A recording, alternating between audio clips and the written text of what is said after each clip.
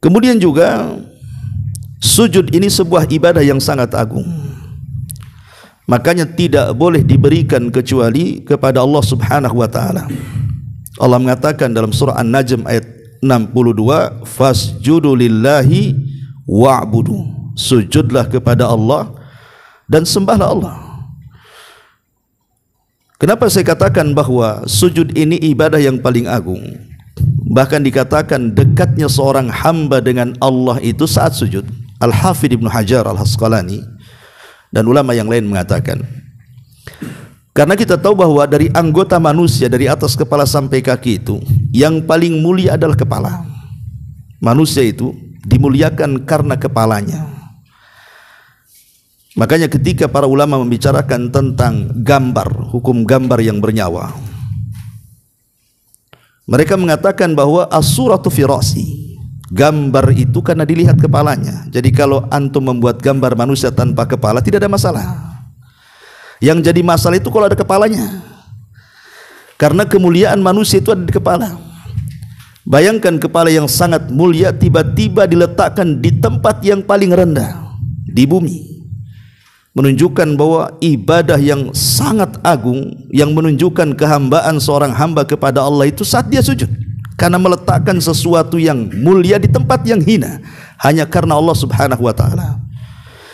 Makanya dari sini dikatakan para ulama was-sujudu ibadatun jalilatun la tusrafu illa lillah. Bahwa sujud itu ibadah yang sangat agung, tidak boleh diselewengkan kecuali kepada Allah Subhanahu wa taala.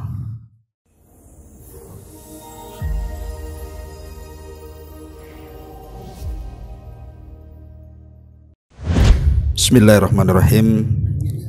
Assalamualaikum warahmatullahi wabarakatuh. Bihamdillahi wassalatu wassalamu ala rasulillah wa ala alihi wa sahbihi wa mawalah wa la hawla wa la quwata illa billahi wa ba'du. Baik, kita lanjutkan kajian kita, masih membahas tafsir singkat dari surat Al-Insyiqaq ya. Tidak salah kita masuk pada ayat ke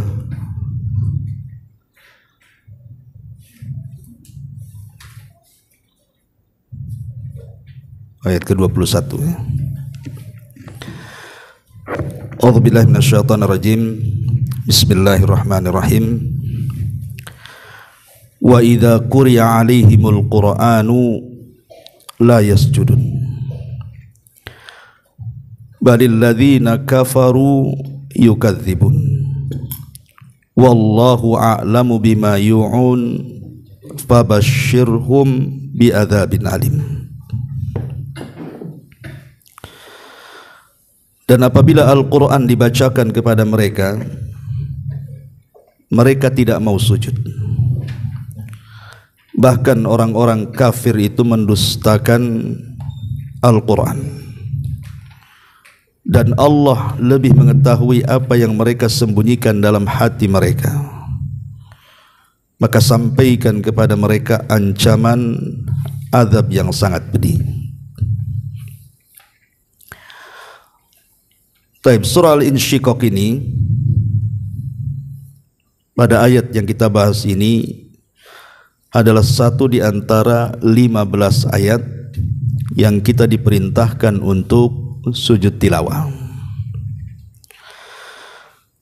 Jadi kalau kita bicara soal sujud,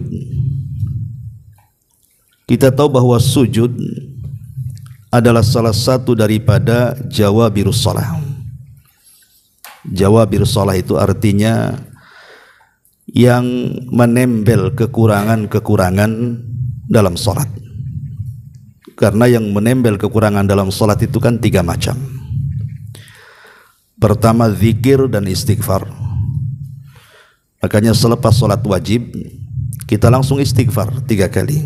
Astaghfirullahaladzim, astaghfirullahaladzim, atau astaghfirullahaladzim wa atubu ilaih. Kemudian berzikir, membaca tasbih, tahmid, takbir dan tahlil. Lah faedahnya zikir dan istighfar ini untuk menambal kekurangan dalam salat. Karena salat kita ini kan tidak ada yang sempurna.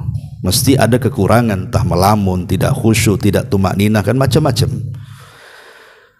Makanya untuk menempel kekurangan dalam salat itu dengan cara istighfar tadi dan juga zikir. Ini yang pertama.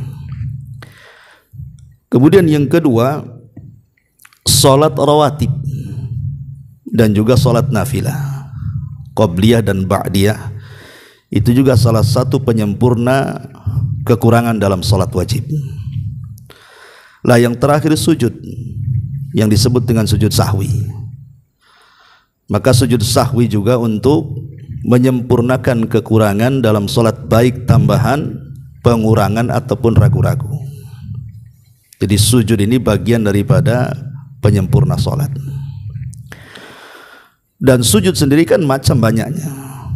Di sana ada namanya sujud masyru' yang biasa kita kenal dalam setiap salat, kan ada sujudnya, baik salat sunnah ataupun wajib. Yang kedua namanya sujud sahwi, ma'ruf ya, karena ada tambahan, pengurangan atau karena adanya keraguan-raguan dalam salat. Kemudian yang ketiga disebut sujud syukur, karena sebuah nikmat yang Allah anugerahkan kepada kita. Dan yang terakhir sujud tilawah. Inilah yang kita akan bahas. Karena sujud tilawah inilah yang kemudian menjadikan orang yang membaca surah Al-Insyiqaq ini disunnahkan untuk sujud. Adapun 15 ayat itu yang disebutkan oleh para ulama.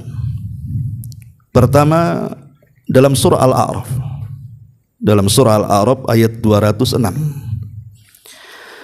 Kemudian yang kedua surah Ar-Ra'd ayat 15. Kemudian surah An-Nahl ayat 49 dan 50. Kemudian surah Al-Isra ayat 109. Kemudian surah Maryam ayat 58. Kemudian surah Al-Hajj ayat 18. Kemudian terulang juga dalam surah Al-Hajj ayat 77. Kemudian juga surah Al-Furqan ayat 60. Kemudian surah An-Naml ayat 26. Kemudian surah As-Sajdah ayat 15. Kemudian surah Sad ayat 34. Kemudian surah Fussilat ayat 38. Kemudian surah An-Najm ayat 62. Kemudian surah Al-Insyiqaq yang kita bahas ini ayat 21. Dan yang terakhir suratul Alaq ayat 19. Wasjud waqtarib. Itu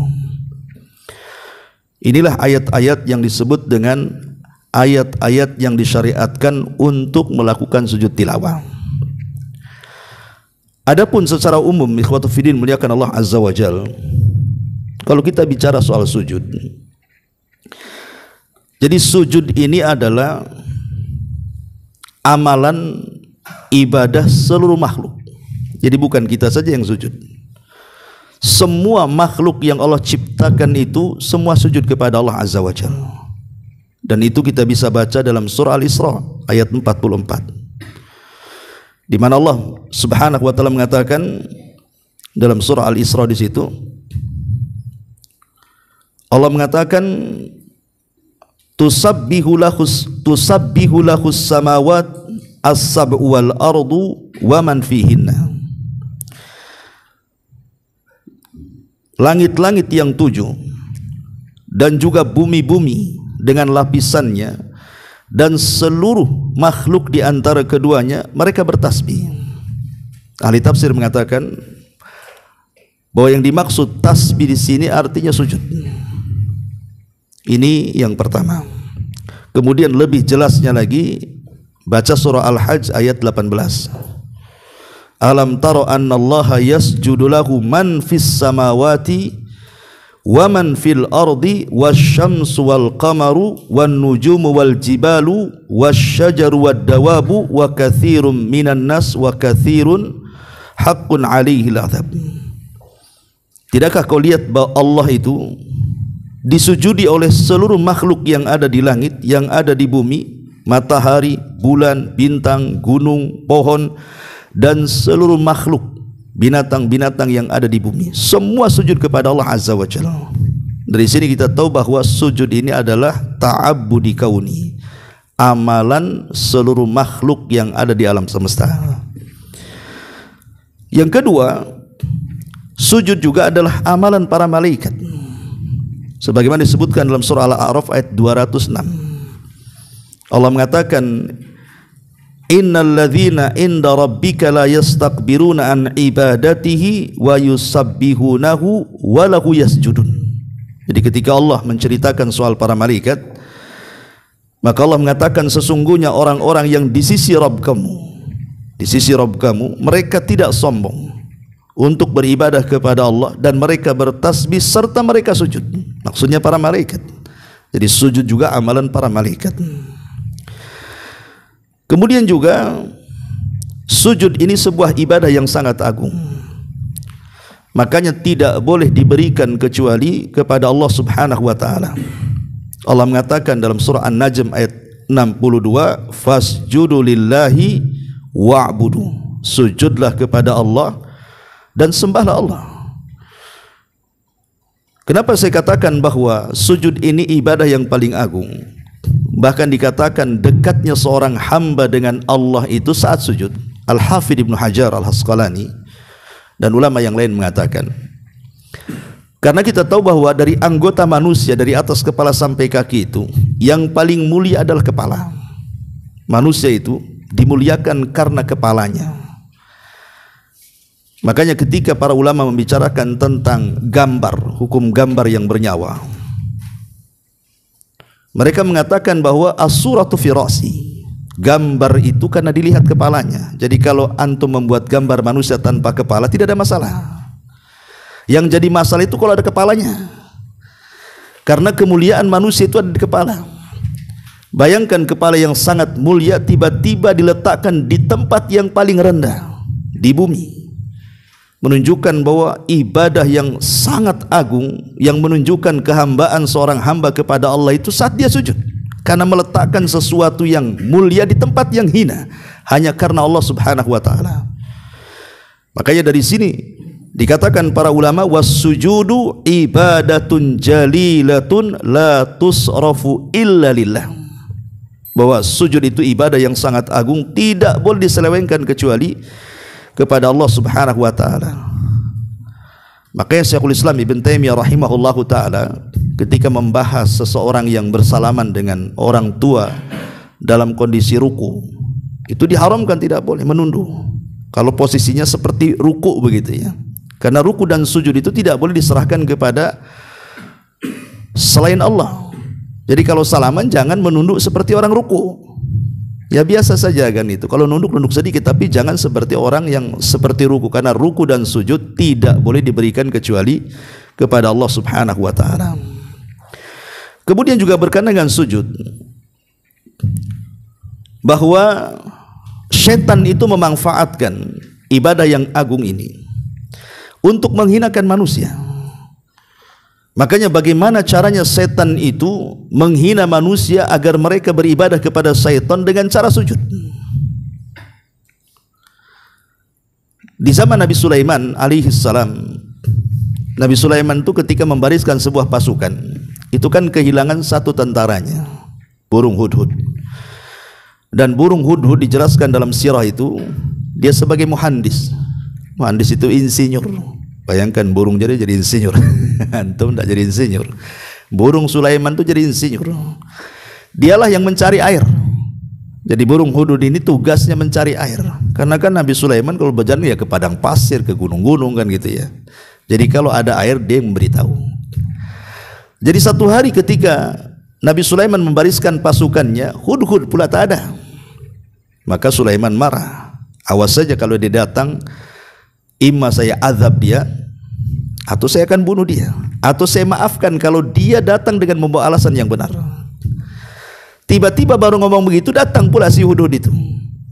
Kemudian dia menceritakan bahwa dia baru saja pergi ke sebuah tempat yang ada istana megah, di mana di Yaman, padahal pasukan ada di Palestina. Bayangkan, Palestina ke Yaman itu kan luar biasa. Berarti hudhud ini diberikan kemampuan terbang begitu cepat. Kemudian dia melaporkan kepada Sulaiman bahwa dia punya ilmu yang ia tidak punya, menunjukkan Sulaiman tidak tahu yang gaib.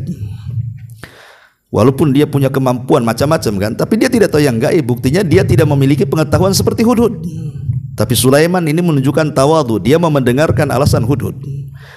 Kemudian dia mengatakan, inni wajadtu imra'atan tamlikuhum wa utiyat min kulli syai'in wa laha arsyun azim.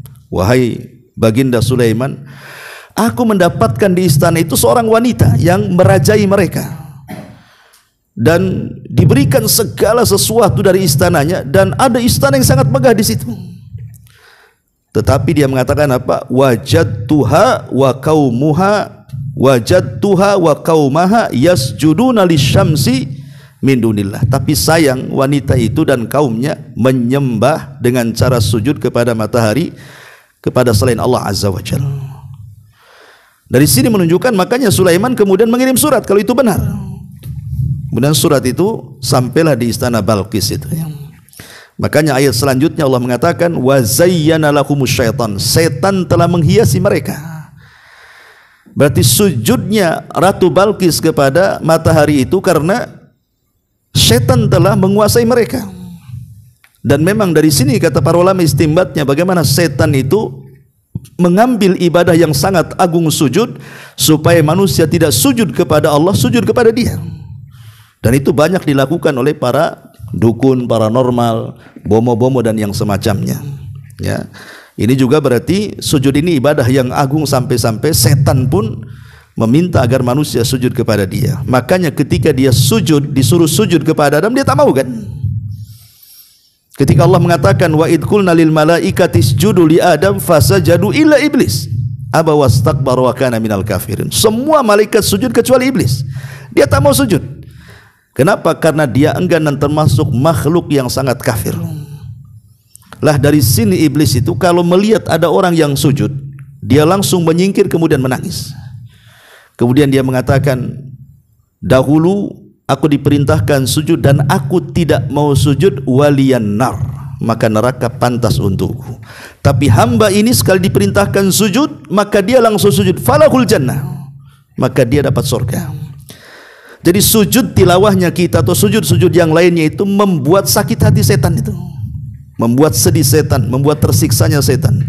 Makanya kenapa kemudian di banyak wasiat Nabi SAW kepada para sahabat itu kebanyakan adalah wasiat untuk memperbanyak sujud alias salat. Karena dalam salat kan ada sujudnya. Ya. Ma'asyiral muslimin wal muslimat rahimani wa rahimakumullah. Kemudian juga al jaza min jinsil amal.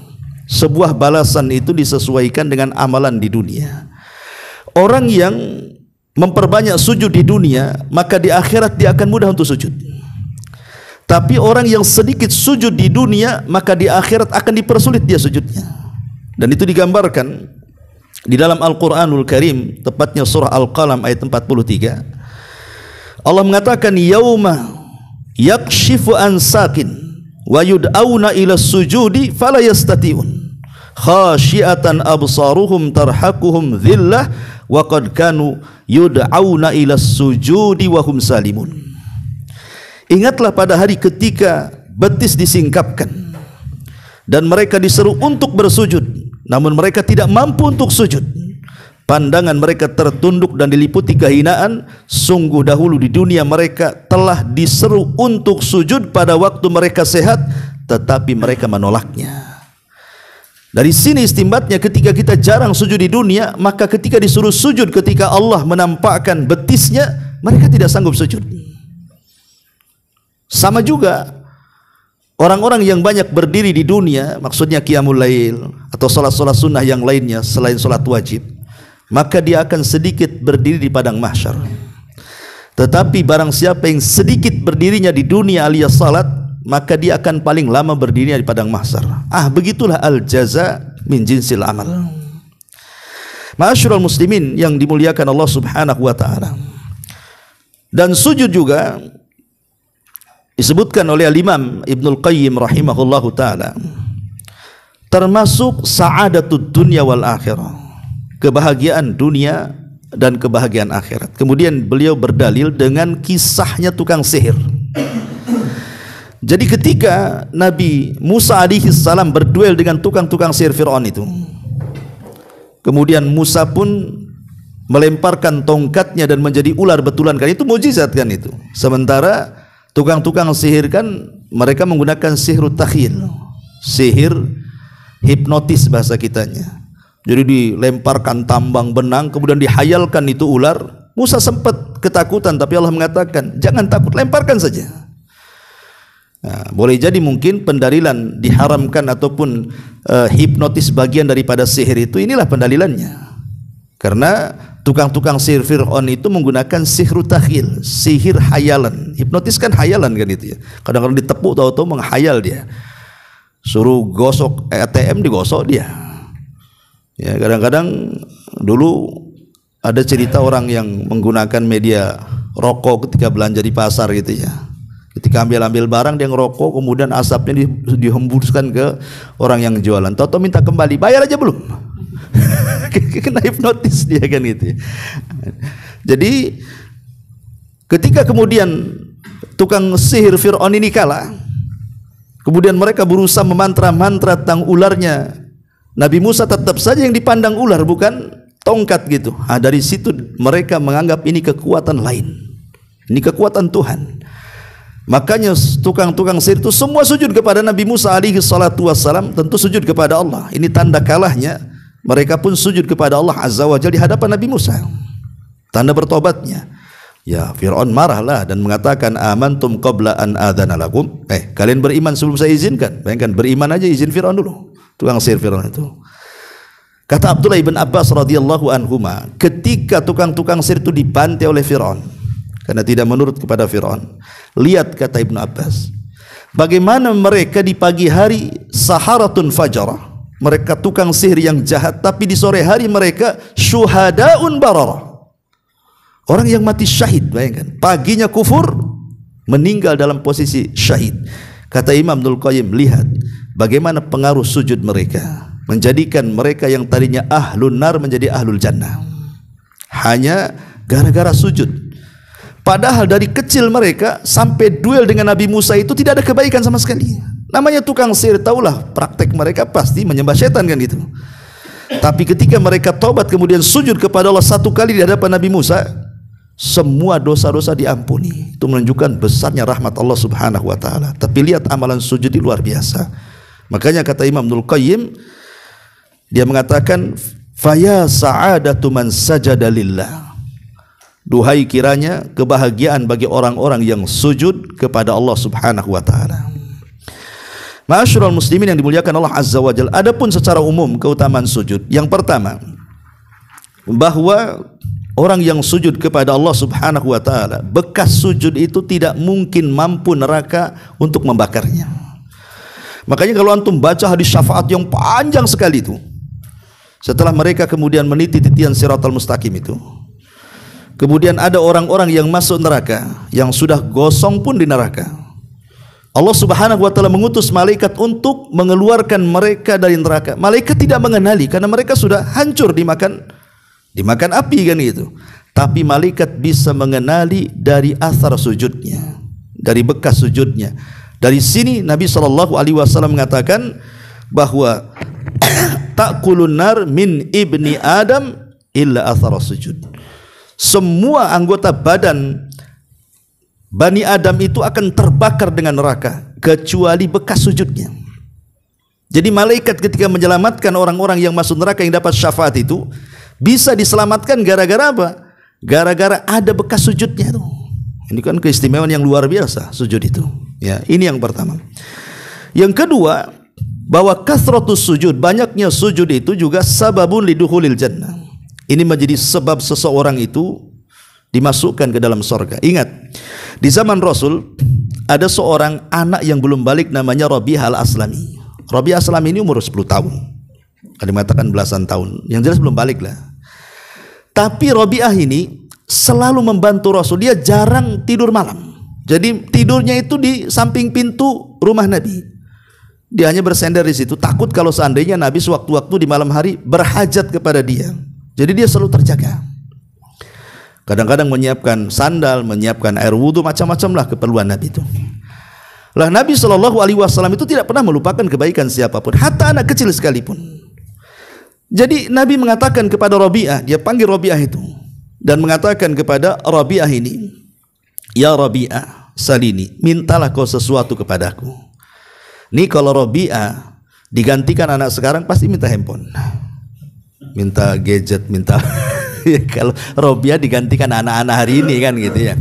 Anak-anak hari ini tuh umur 3 tahun aja udah pandai main game ya. Tapi Rabi'ah itu bukan anak-anak sekarang. Dia anak didikan Nabi SAW.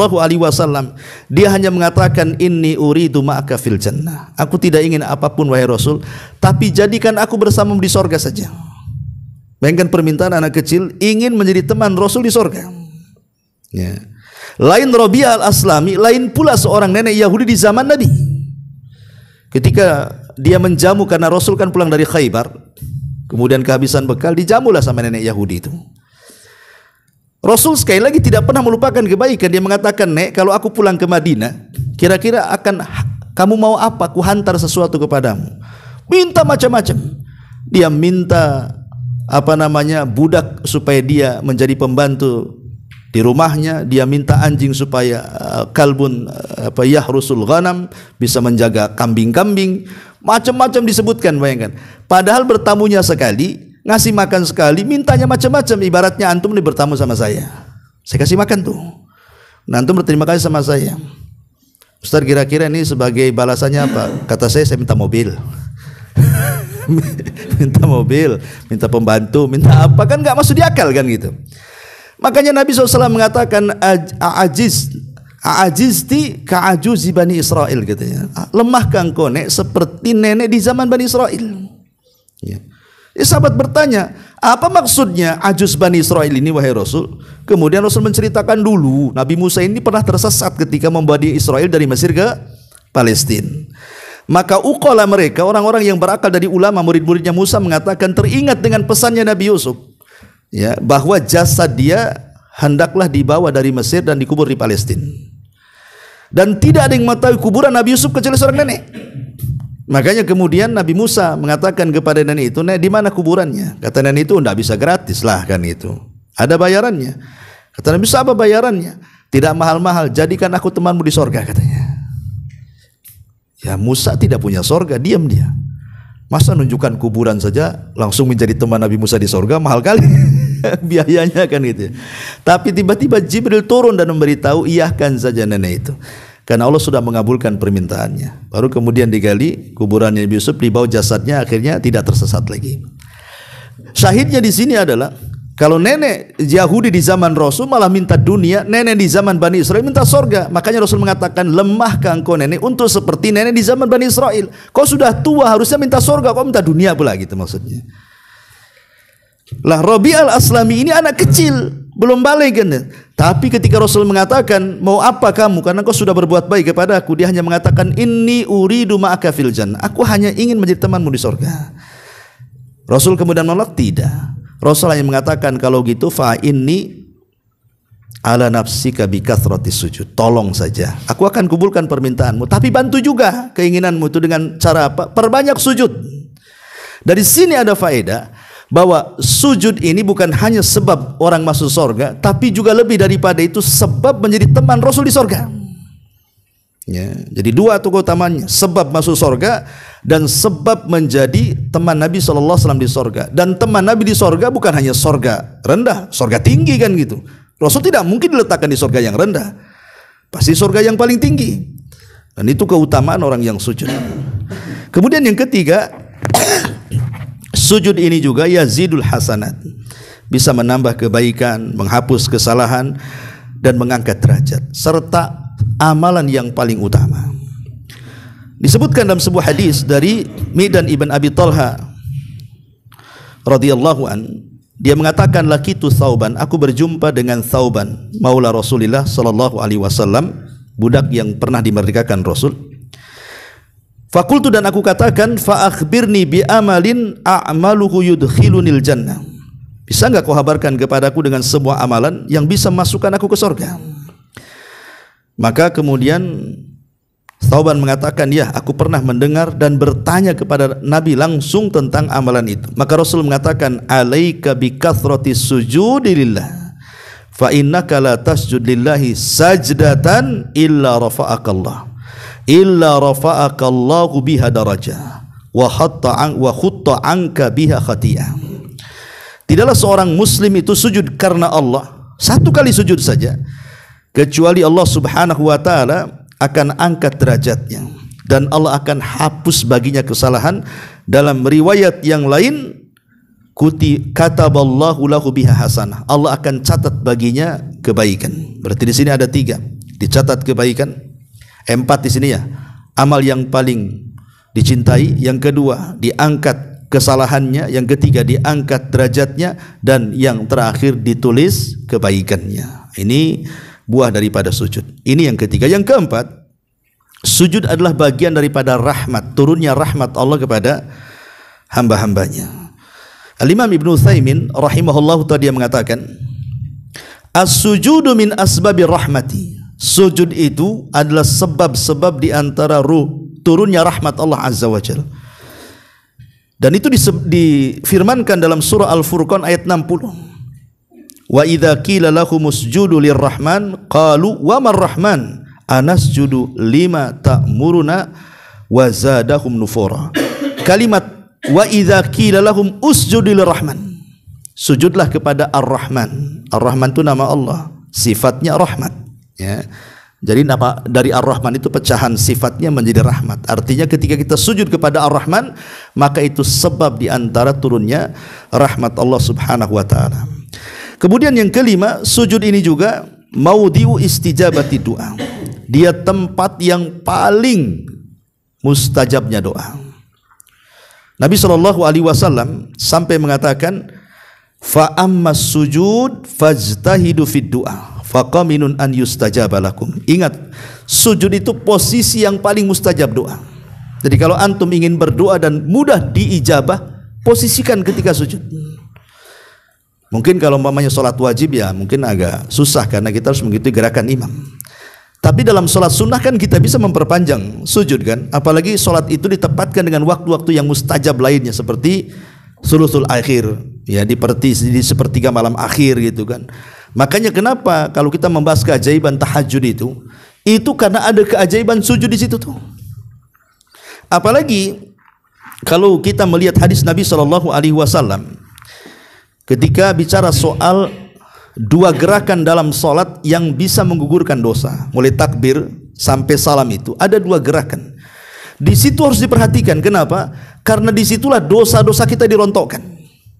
Dalam sebuah hadis yang disahihkan oleh Syekh Nasiruddin Al-Albani rahimahullahu taala, kata Nabi SAW, innal abda idza qama yusalli utiya bidhunubihi fawudiat ala ra'si. Seorang hamba itu kalau sedang sholat, maka akan datangkan dosa-dosanya kemudian diletakkan di kepalanya. Kemudian kata Nabi SAW, au atikihi, dan juga diletakkan di pundaknya. Jadi 2 tempat dosa itu diletakkan ketika sholat. Pertama di kepala, yang kedua di pundak. Kemudian kata Nabi SAW, fakullama raka'a au sajada tasaqatat anhu. Setiap dia ruku ataupun sujud, disitulah rontok dosa-dosa kita. Makanya kenapa saat sholat itu harus betul-betul tuh diperhatikan ruku dan sujudnya. Karena ada hadis yang mengatakan ada orang yang sholat 60 tahun tidak diterima sholatnya. Kenapa? Karena tidak pernah tumakninah ketika ruku dan sujudnya. Karena di situ justru tempat di mana dosa kita itu akan dirontokkan tuh. Nah, sementara kalau umpamanya ruku, Allahu Akbar, kayak sholat tarawih 5 menit, gimana ceritanya tuh? Mungkin belum jatuh udah diangkat dosanya. Jadi nggak jatuh-jatuh. Karena terlalu nggak tumakninah kan itu. Disuruh lama biar dosa kita ini loh rontok di situ. Dan sujud pun disuruh lama supaya dosa kita rontok. Makanya ketika Rasul mempermisalkan sholat itu, mempermisalkan dengan bagaimana pendapatmu kalau di depan rumahmu ada sungai bersih, kemudian kau mandi 5 kali, bukankah kau bersih? Ya bersih wahai Rasul. Begitulah sholat membersihkan dosa-dosanya. Kapan itu? Ketika ruku dan sujud, gitu maksudnya. Artinya sujud juga adalah ibadah yang agung untuk merontokkan dosa. Bukan hanya sekedar aqrab ma yakunu min rabbih, ya, jadi seorang hamba lebih dekat dengan Rabbnya, tapi lebih daripada itu sujud bisa merontokkan dosa-dosa kita. Kemudian juga sujud ini juga pembeda umat Muhammad dengan umat yang lainnya. Jadi ketika Nabi SAW ditanya oleh para sahabat, ya Rasul, bagaimana kau bisa mengenali umatmu pada hari kiamat? Jumpa saja di dunia tidak. Apa kata Nabi SAW? Ara'aita law dakhalta siratan fiha khailun duhmun buhmun wa fiha farasun, kemudian aghar muhajjal amma kunta ta'rifuhu minha? Qala bala fa inna ummati ghurran minas sujud muhajjaluna minal wudu. Kata Nabi SAW, bagaimana pendapatmu jika engkau masuk dalam sirat? Di dalamnya terdapat kumpulan kuda berwarna hitam, dan dalam kumpulan itu terdapat seekor kuda memiliki ghurrah. Maksudnya ghurrah itu warna putih. Dia ada cerah di dahinya, jadi ada cahaya putih di dahinya, ya. Dan muhajjal itu maksudnya berkaki putih.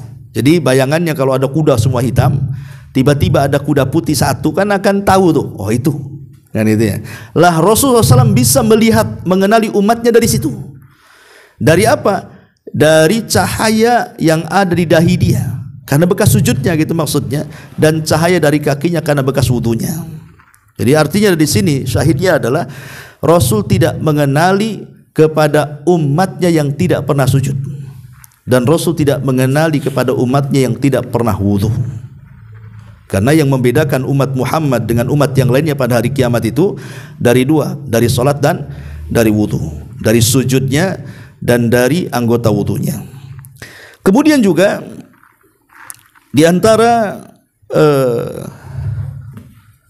faedah daripada sujud adalah, sebutkan Imam Ibnul Qayyim rahimahullahu taala, man daqa sadrahu wa kathura hammuhu wa ahzana an-nas falyastaghil bi dzikri rabbih wal yukthir minas salati was sujudi wad du'a. Kata Imam Ibnul Qayyim rahimahullahu taala, siapa yang sempit dadanya, banyak masalahnya, banyak kesedihannya, maka sibukkan dengan zikir kepada Rabbnya, perbanyak solat, sujud dan doa kepada Tuhannya. Jadi Imam Ibnul Qayyim mengatakan bahwa di antara yang bisa menghilangkan perasaan gundah gulana, stres, sedih dan yang semacamnya, itu salah satunya adalah dengan memperbanyak sujud. Jadi kalau kita stres ya solat, gitu maksudnya. Makanya kenapa Nabi itu idza hazabahul amru fazia ila shalah, kan? Kalau ada datang perkara yang Rasul tidak bisa keluar dari perkara itu, Rasul langsung salat. Coba antum kalau ada masalah yang tidak bisa keluar dari masalah itu, langsung ambil wudu kemudian salat. Dengan penuh keyakinan bahwa masalah antum bisa diuraikan oleh Allah Azza wa Jalla. Kita harus yakin, tapi jangan coba-coba, karena kita ini diperintahkan ibadah dengan penuh keyakinan, maka jangan menyembah Allah juga kecuali dengan keyakinan. Jangan main coba-coba, kan itu. Ya memang harus yakin kita bahwa dengan dekat dengan Allah, kan masalah datang dari Allah. Sementara solat itu bagian daripada munajat kita. Pertemuan seorang hamba di dunia itu kan dengan Allah kan di dua tempat. Sudah saya jelaskan. Pertama dalam solat, karena Allah yang mengatakan wa innahu lakabiratan illa alal khashiin. Siapa khashiin itu? Alladzina yadunnuna annahum mulaqu rabbihim. Orang yang yakin ketika solatnya berjumpa dengan Allah. Jadi ketika solat itu hakikatnya kita berjumpa dengan, disitulah munajat kita dengan Allah, berdoa meminta supaya kesulitannya dihilangkan. Makanya Imam Ibnul Qayyim mengatakan kalau orang sempit dadanya sujud, maksudnya solat. Karena itu yang dilakukan Nabi SAW. Bahkan Rasul mengatakan kepada Bilal, arih Nabi salat, ya, istirahatkan badan kita dengan solat. Termasuk juga orang yang banyak sujud itu dijelaskan oleh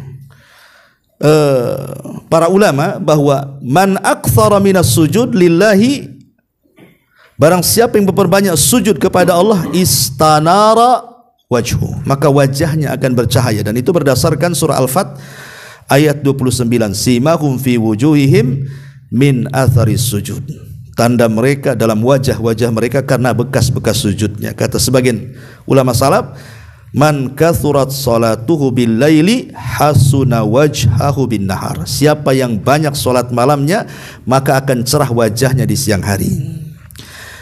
Ma'asyiral muslimin yang dimuliakan Allah Azza wa Jalla. Sampai-sampai kalau kita melihat kebiasaan para ulama, ulama salaf itu, mereka kebanyakan meminta doa kepada mereka, mereka ingin mati dalam posisi sujud. Jadi para ulama itu kalau meminta kematian, mereka minta kalau bisa matinya dalam posisi sujud. Dan banyak para ulama yang meninggal ketika sujud. Saya sebutkan di antaranya Imam Al-Mubarak Ibn Sa'id Al-Thawri rahimahullahu ta'ala, atau dikenal dengan Imam Sufyan Al-Thawri. Itu meninggalnya ketika sujud. Dan Sufyan Al-Thawri ini kalau sholat kemudian sujud, itu lamanya sama dengan 7 kali tawaf. Bayangkan 7 kali tawaf berapa tuh? Kan lama sujud. Antum bisa melakukan kayak Sufyan Ats-Tsauri, tapi kan antum tidur, tidak bangun-bangun kan itu. Tapi dia sujud seperti 7 kali tawaf. Akhirnya Allah kabulkan, meninggal ketika sujud. Sufyan Ats-Tsauri rahimahullahu taala. Kemudian juga di antaranya adalah Syekh Abdul Aziz Ibn Abi Hazim, kemudian Syekh Nasr Ibn Ali Ibn Nasr Ibn Ali, kemudian Syekh Ya'qub ibn Ibrahim ibn Ahmad, Syekh Ahmad ibn Ali ibn Hasan, Syekh Muhammad ibn Husain al-Marzuki, kemudian Syekh Muhammad ibn Husain ibn Ali Asy-Syaibani, dan banyak para ulama ya yang mereka memang ketika meninggal itu dalam posisi sedang sujud. Dan inilah yang menunjukkan alamat dari husnul khatimah. Tapi ini global daripada keutamaan sujud ya, bukan tilawah, semua sujud ya.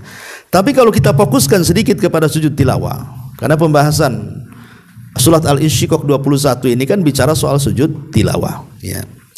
Lah sujud tilawah sendiri hukumnya tidak wajib, dia sunnah.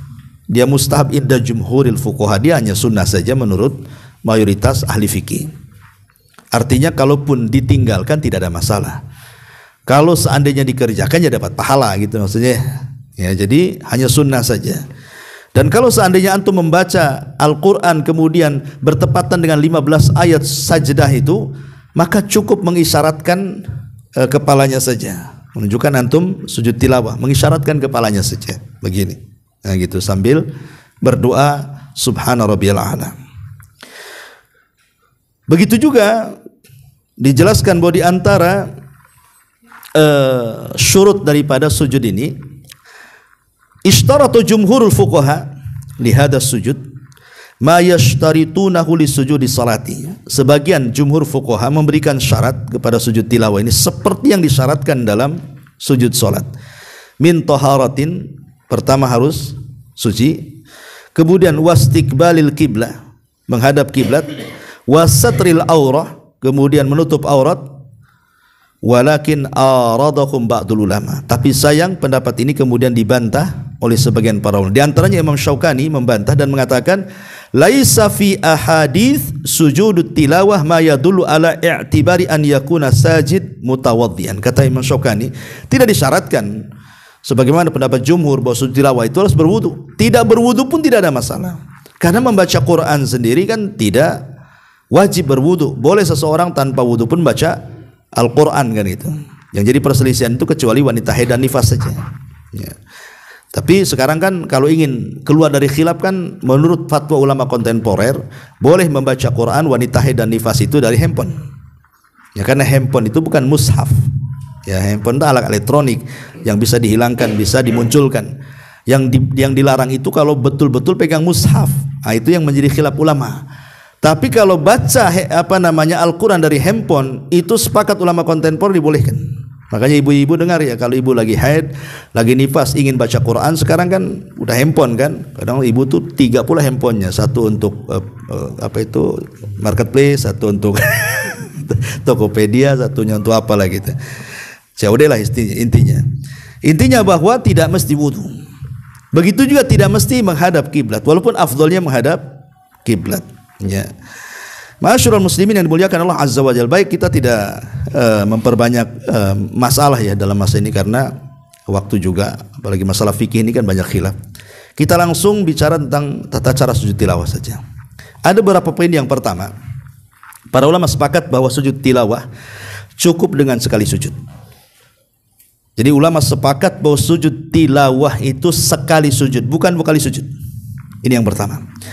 Yang kedua, bentuk sujudnya sama dengan bentuk sujud salat, artinya harus arkan sujud itu, rukun-rukun sujud yang 7 nempel di bumi.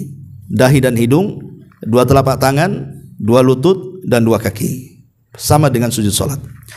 Kemudian yang ketiga, tidak disyariatkan berdasarkan pendapat yang paling kuat wallahu alam, adanya takbiratul ihram. Ya, dan tidak disyaratkan harus salam. Tidak ada takbiratul ihram dan tidak ada salam. Ya, ini sekali lagi bicara sujud tilawah di luar salat. Ya. Ini yang ketiga, dan ini pendapatnya Syekhul Islam Ibnu Taimiyah rahimahullah taala. Kemudian yang keempat, disyariatkan pula untuk bertakbir ketika hendak sujud dan ketika hendak sujud dan bangkit dari sujud. Ini berdasarkan keumuman ya, keumuman hadis daripada Wa'il ibn Hujr radhiyallahu an.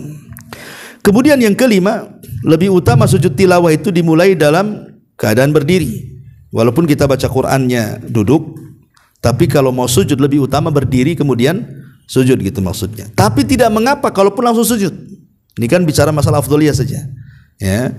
Dan itu sebagaimana disebutkan oleh ulama-ulama Syafi'i, di antaranya banyak dan juga sebagian pendapat daripada Imam Ibnu Taimiyah rahimahullahu taala. Kemudian juga di antara apa yang harus dilakukan tentang masalah doa-doa. Memang masalah sujud tilawah ini kan doa-doa yang diajarkan Nabi itu banyak. Tapi sayang, doa-doa yang diajarkan yang ma'ruf di masyarakat itu semua lemah. Dan jalannya itu tidak bisa menguatkan satu dengan yang lainnya sehingga terangkat menjadi hasan li ghairi. Artinya tidak bisa dijadikan hujah. Contohnya umpamanya yang ma'ruf ya di masyarakat itu kalau sujud tilawah adalah bacaan sajada wajhi lilladzi khalaqahu wa sawwarahu wa syaqqa sam'ahu wa basarahu tabarakallahu ahsana al-khaliqin.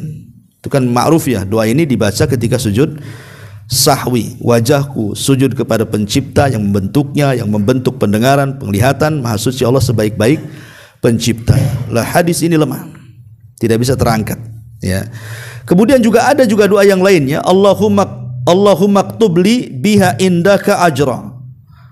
Kemudian wa wadha'a anni biha wizra wa ja'alaha li indaka duhura wa taqabbalaha minni kama taqabbaltaha min abdika Daud. Ini juga dilemahkan oleh para ulama. Sehingga karena hadis-hadisnya tidak bisa terangkat menjadi hasan li ghairi, artinya dijadikan hujah, maka kembali kepada keumuman bacaan sujud dalam setiap sujud. Subhana rabbiyal a'la. Ya, jadi semua sujud baca ini. Subhana rabbiyal a'la, atau kalau agak panjang sedikit subhanakallahumma rabbana wa bihamdika Allahumma ighfirli. Ya, atau kalau ingin panjang sedikit Allahumma laka sajadtu wa bika amantu wa laka aslamtu sajada wajhi lilladzi khalaqahu wa sawwarahu wa saqqa sam'ahu wa basarahu tabaraka ahsanal khaliqin, yang terdapat dalam Sahih Muslim ya. Ini diantara doa sujud tilawah. Adapun tentang masalah sedikit bicara masalah ya sujud tilawah.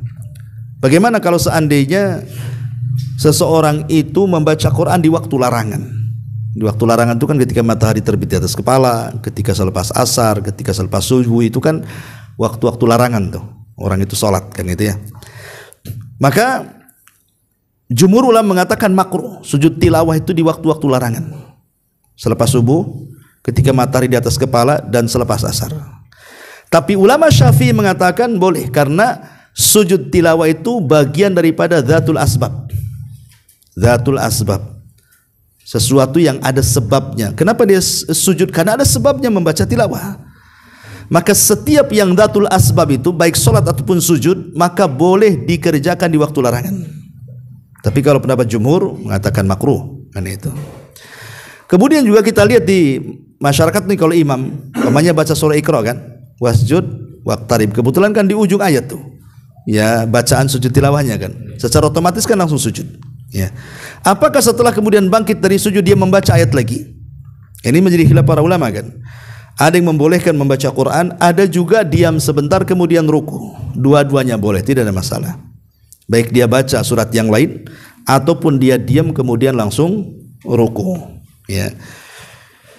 Kemudian juga sedikit masalah adalah tentang takbir dalam sujud tilawah. Apakah perlu takbir atau langsung kita nyosor bahasa kita ya, langsung sujud ya ketika baca wasjud waqtarib langsung sujud, ataukah Allahu Akbar pakai takbir dulu ya. Maka disebutkan di sini anna fuqaha al-madhhab al-arba'ata ittafaqu ala anna al-asla fi sujudi tilawati fi salati huwa takbir hawiyan wa rafi'an wa huwa mandubun la wajib. Wa in kana kharijus salati faqad ikhtalafu was-sawabu annahu la takbira wa la taslima wa la tashahhuda li adami wujudid dalil. Jadi sepakat ulama madhab yang 4 Syafi'i, Maliki, Hambali dan Hanafi mengatakan kalau dalam solat ya ada takbir, tapi kalau di luar solat, pertama kata mereka tidak ada takbir, tidak ada salam, tidak ada tasyahud. Artinya langsung sujud 1 kali, baca subhan rabbiyal a'la 3 kali, kemudian sudah tidak perlu takbir lagi ya, hanya sujud kemudian baca dan bangkit, itu maksudnya ya. Ya ini juga masalah perselisihan ulama, tapi boleh menggunakan takbir, boleh tidak, karena ini sekali lagi ikhtalafu, mereka para ulama berselisih pendapat soal ini. Wallahu alam, ini diantara kesimpulan daripada sujud tilawah. Tapi di sini Allah Subhanahu wa taala mengatakan wa idza quri'a alaihimul qur'anu la yasjudun. Apabila dibacakan Al-Qur'an kepada mereka, mereka tidak sujud, maksudnya orang-orang kafir. Mereka tidak sujud. Balil ladzina kafaru fi takdzib. Balil ladzina kafaru yukadzibun. Bahkan orang-orang kafir itu justru mendustakan Al-Qur'an. Mereka ketika diperintah sujud tidak sujud. Wallahu a'lamu bima yu'un, dan Allah lebih mengetahui apa yang mereka sembunyikan, dan Allah ancam fabasyirhum bi'adzabin alim. Maka sampaikan kepada mereka ancaman azab yang pedih. Jadi ketika turun surah An-Najm, ikhwan, surah An-Najm turun itu kan semua manusia sujud, mukmin kafirnya sujud. Lah sebagian sahabat yang hijrah ke Habasyah itu, Utsman, Ja'far dan yang lainnya gitu kan, menyangka bahwa orang-orang musyrik Arab itu sudah masuk Islam semuanya ketika turun surah An-Najm itu. Jadi semua pulang akhirnya ketika dari hijrah pertama. Rupanya sampai di Mekah tidak ada yang masuk Islam. Ya. Mereka hanya sujud saja gitu, tapi bukan berarti mereka masuk Islam. Makanya kemudian mereka disiksa lagi, balik lagi hijrah ke mana? Ke Habasyah kedua kalinya, baru ketiga kalinya ke Madinah. Kan hijrah ke Habasyah 2 kali. Artinya orang-orang musyrik itu mereka hanya sujud sekali saja, tapi ketika mereka diperintahkan sujud, mereka enggan. Makanya Allah Subhanahu wa taala mengatakan di sini wa idza quri'a alaihimul qur'anu la yasjudun.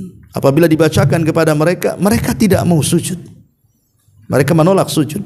Bahkan mereka cenderung mendustakan Al-Qur'an. Tapi saya sudah katakan bahwa mereka mendustakan Al-Quran itu takabburan ya, karena sombong, bukan karena mereka menganggap Quran itu sebuah kedustaan. Tidak, mereka yakin dengan Quran. Makanya dulu pernah saya ceritakan bagaimana Abu Jahal, Abu Sufyan dan Umayyah ibn Khalaf, 3 orang ini kan ngintip-ngintip Rasul sedang sholat kan, tidak ada koordinasi satu yang lainnya. Ketika Nabi SAW 1 hari dia tidak sholat, mereka menunggu di tempat itu. Kemudian mereka pulang berpapasan satu dengan yang lainnya. Akhirnya ketahuan, loh, kamu ada di sini katanya, kamu ada di sini. Akhirnya mereka sepakat untuk tidak datang mendengarkan Rasul salat karena khawatir diketahui oleh orang-orang musyrik. Tapi Quran itu magnet. Rasul salat mereka datang lagi rupanya. Dari sini menunjukkan bahwa lihat bagaimana orang-orang musyrik itu. Di malam hari mereka mencintai Quran, di siang hari mereka memerangi Al-Quran. Makanya Allah mengatakan balil ladzina kafaru yukadzibun. Ya, bahkan orang-orang kafir itu mereka mendustakan Al-Quran, dan Allah tahu apa yang mereka sembunyikan dalam hati mereka. Fabasyirhum bi'adzabin alim. Wallahu alam, ini yang bisa saya sampaikan. Taib, sebelum saya tutup, kalau ada yang bertanya silakan. Kan sujud itu kan yang paling bagus. Kalau seandainya kita berdoa pakai bahasa kita, gimana bahasanya?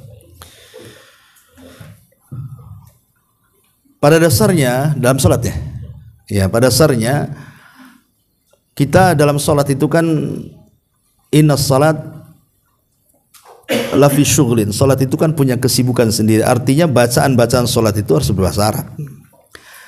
Tapi pernah ditanyakan kepada Syekh Muhsin Al-Badr, Profesor Abdul Muhsin Al-Badr hafizahullah taala, Boleh enggak sujud itu membaca bahasa Indonesia atau bahasa yang dipahami oleh orang yang sujud? Pemain kalau orang Padang bahasa Padang, orang Sunda bahasa Sunda, orang Sumatera bahasa Sumatera, dan begitu seterusnya.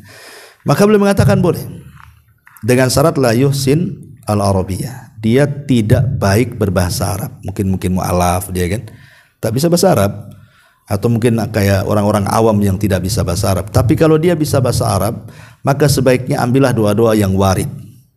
Doa yang warid dari Quran, dari Sunnah, disesuaikan dengan hajat kita. Tapi kata beliau, ya kata Syekh Profesor Abdul Muhsin Al-Abbad itu, dia boleh, tidak ada masalah. Tapi syaratnya tadi, la yuhsin al-arabiyah.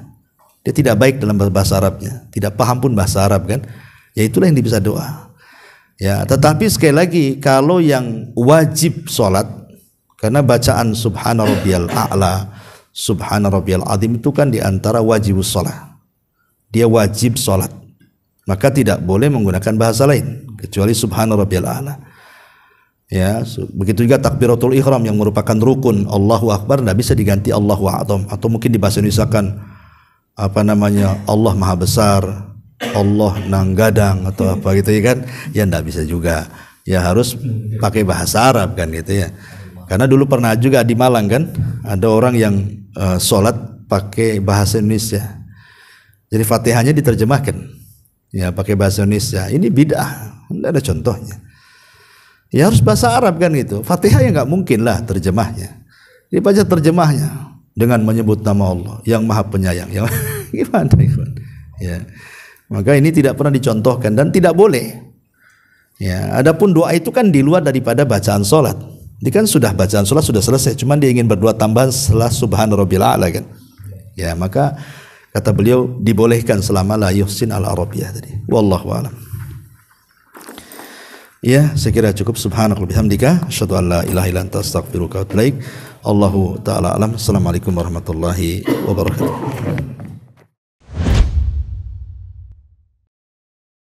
Intinya bahwa tolong berakhlak kepada Allah. Membahas tafsir dari surah Al-Imran. Lahirlah Imam Muslim, Abi Dawud, Tirmidzi, Ibnu Hibban. Jadi ketika Yunus alaihi salatu wassalam terkena undian itu,